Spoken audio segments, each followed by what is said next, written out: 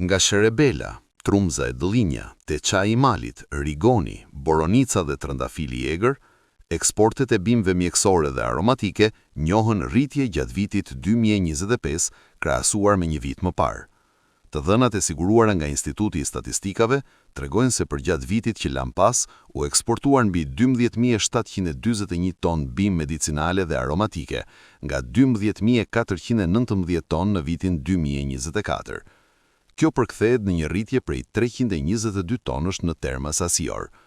Megjithatë, ndonse sasia e eksportuar u rrit, vlera totale e eksporteve pësoi rënje.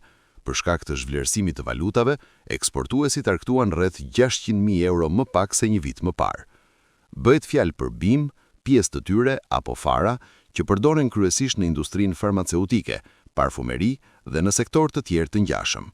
Sa i përket tregjeve kryesore, Shtetet e Bashkuara të Amerikës mbeten destinacioni kryesor me mbi 3.800 ton të eksportuara.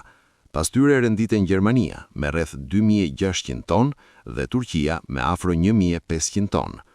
Pjesa tjetër e eksporteve shpërndahet në vende të ndryshme të Evropës, si Spanja, Polonia dhe Franca, si edhe në vendet e rajonit. Sektori u përball me sfida gjatë vitit 2025. Përveç ndikimit të kursit të këmbimit, në pramber pati pasiguri për shkak të tarifave të vendosura nga SBA, të cilat më pas u pezulluan. Ndërkohë, industria vijon të përballet me mungesë financimi dhe me deficit të fuqisë punëtore, si pasojë e largimit të banorëve nga zonat rurale ku kultivohen këto bimë.